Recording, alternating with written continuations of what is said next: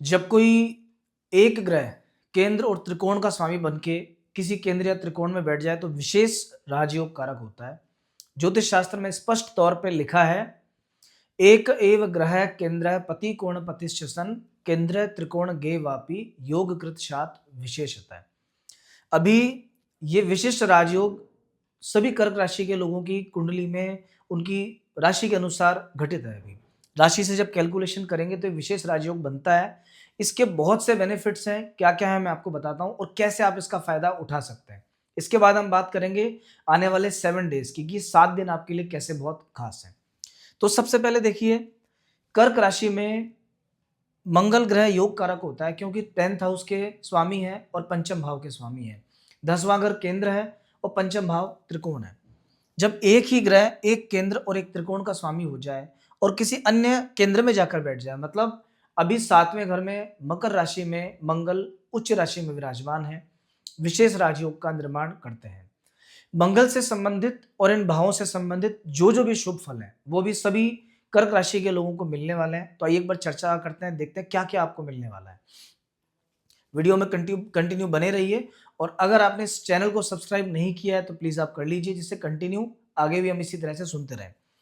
तो देखिए, मंगल के पास में 10th हाउस और 5th हाउस, 10वां घर होता है कामकाज और करियर का। तो सबसे पहले तो आपका करियर, आपका कामकाज वो बढ़ने वाला है। आने वाले 1 डेढ़ महीने में करियर को लेके कुछ बहुत अच्छे रिजल्ट्स आपको मिलेंगे, बहुत अच्छे समाचार मिलेंगे। क्या हो सकता है, अगर आप जॉब चेंज करना चाहते हो अच्छी जॉब मिल जाएगी। इन केस आपकी नौकरी नहीं लगी अभी तक और आप चाहते हो बढ़िया जॉब लग जाए तो नई नौकरी मिलने की संभावना है। स्विच करना चाहोगे तो भी हो जाएगा। कहीं विदेश यात्रा या मान लीजिए दूसरी जगह ट्रैवल करना चाहते हो जॉब के मामले में, या कोई टीम चेंज करना चाहते हो अपनी की यहाँ से वहाँ मेरा कुछ हो जाए, वहाँ ट्रांसफर हो जाए, वो सब चीज़ें नौकरी के संबंध में अभी पॉसिबल है। आप अगर एक गवर्नमेंट सर्वेंट है तो मंगल का जो महत्व है, मंगल सेनापति है। ऐसे में क्या होगा कि आपके ऑफिस में जो अधिकारी हैं, आप उनके प्रिय बन सकते हैं या कोई बहुत ज़िम्मेदारी वाला काम आपको मिल सकता है। मंगल जब अच्छा होता है तो मैनेजमेंट बेटर कर देता है। मतलब अभी एक बड़ी टीम को आप मैनेज कर सकते हो, लोगों को हैंडल कर सकते हो। ऑफ़िस में अगर पहले से परेशान थे लोगों से तो सबको हैंडल करना सीख जाओगे भी आप। ओवरऑल काम-काज को लेके, करियर को लेके बढ़िया रिजल्ट मिलने वाले हैं।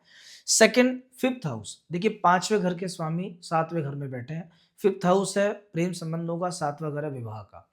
ऐसे सभी लोग जो कोई रिलेशनशिप में है, शादी में कन्वर्ट करना चाहते हैं बट नहीं हो पा रहा, क्योंकि कुंडली में जब किसी के कुंडली में केतु पंचम भाव में बैठ जाए, सूर्य पंचम भाव में बैठ जाए या मंगल पंचम में बैठा हो तो वो रिश्ते को ब्रेक करते हैं। लेकिन अभी सिचुएशन ऐसी है कि पंचमेश के सप्तम में जाने से प्रेम विवाह का योग बन जाता है। इस ये समय बहुत अच्छा है बातचीत करने का, अपने घर पे इस बात को आगे बढ़ाने का। जिनके विवाह संबंध अभी तय नहीं हुए हैं और वो चाहते हैं कि रिश्ता तय हो जाए कहीं, तो उनके लिए भी फिलहाल बहुत अच्छी सिचुएशन है, बहुत अच्छे योग है। देखिए, वैसे क्या होता है कि किसी एक ग्रह को देख के कभी कोई प्रेडिक्शन नहीं किया जा सकता। कुंडली में बाकी ग्रहों का क्या बलाबल है, क्या सिचुएशंस हैं, क्या दशाएँ चल रही हैं, उनको भी देखा जाएगा। लेकिन ये ग्रह अभी फिलहाल जो सिचुएशन है, ये शादी को सपोर्ट करने वाली है। तो कहीं न कहीं विवाह से संबंधित अच्छा रिश्ता मिलने का, तय होने का योग बना हुआ है। वैसे भी देखिए, अभी क्या है कि 2 जून के बाद में बृहस्पति अपनी राशि परिवर्तित करेंगे, उच्च राशि में आ जाएँगे लग्न में। लग्न के बृहस्पति सप्तम भाव को देखेंगे, विवाह होने का योग। मतलब अगर अभी रिश्ता तय होता है, तो जून के बाद रिश्ता शादी में कन्वर्ट हो सकता है आने वाले नवंबर-दिसंबर में, क्योंकि नेक्स्ट ईयर तक, मई-जून तक बृहस्पति की सिचुएशन ऐसी चलेगी। 5th हाउस के लॉर्ड सप्तम भाव में होने के कारण व्यापार में आकस्मिक धन लाभ, क्योंकि 7वां घर व्यापार का भी है।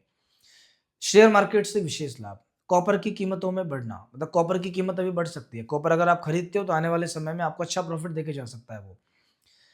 संतान की ग्रोथ, आपके बच्चे को लेके अगर आप परेशान हो कि वो क्या सब्जेक्ट ले, उसकी ग्रोथ कैसे होगी, परफॉर्मेंस कैसा रहेगा, तो आपको अभी सुधार देखने को मिलेगा। आपको लगेगा जैसे थोड़ा-सा सेल्फ स्टडीज़ की तरफ फोकस है। जो कंसंट्रेशन पहले वीक था वो थोड़ा-सा कंसंट्रेशन बेटर हो गया है। ये सभी फल आपको अभी मंगल के प्रभाव के कारण और इस राजयोग के कारण मिलेंगे। एक और बात, अब आते हैं अपन 7वें घर के फलों पे। 7th हाउस में 7वां घर होता है पार्टनरशिप का। पार्टनरशिप से लाभ होगा।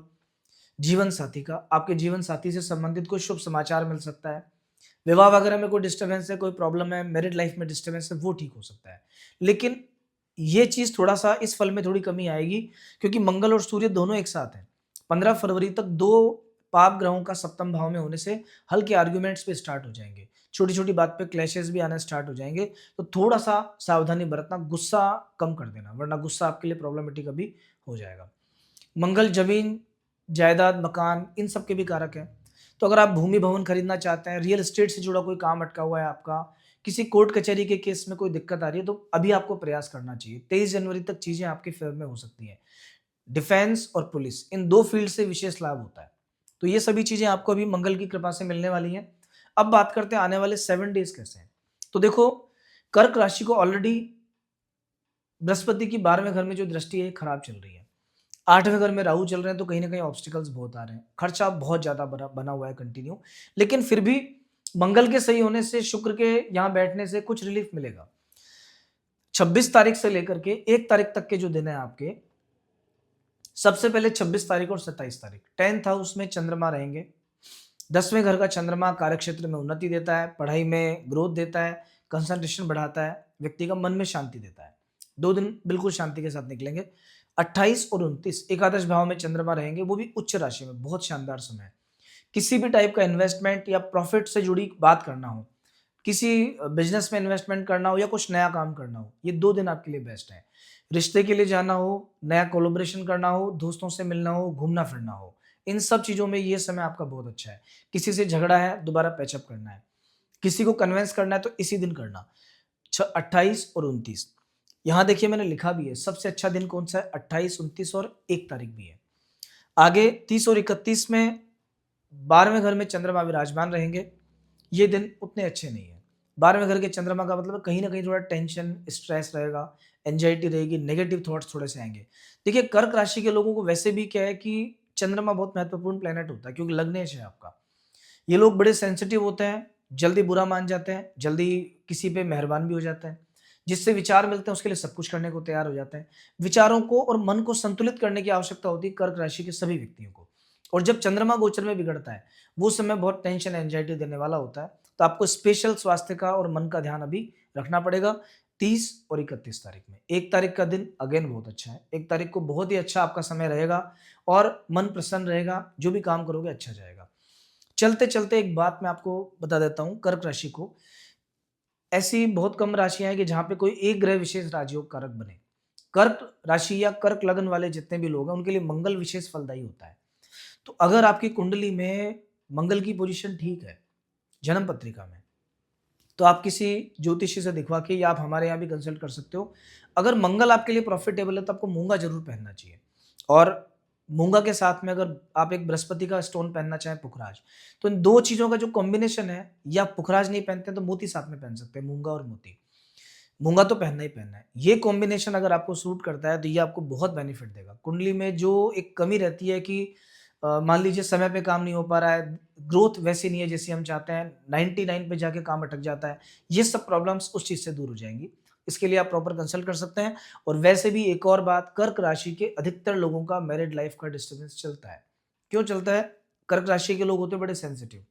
7वें घर में है शनि की राशि, शनि के लोग होते हैं थोड़े से इंट्रोवर्ट, तो मैच नहीं कर पाता, शनि और चंद्रमा का प्रॉपर मैच नहीं हो पाता। तो आपको विचार मिलाने पड़ेंगे, जहां दिक्कत है उस दिक्कत को समझना पड़ेगा, उसको दूर करना पड़ेगा।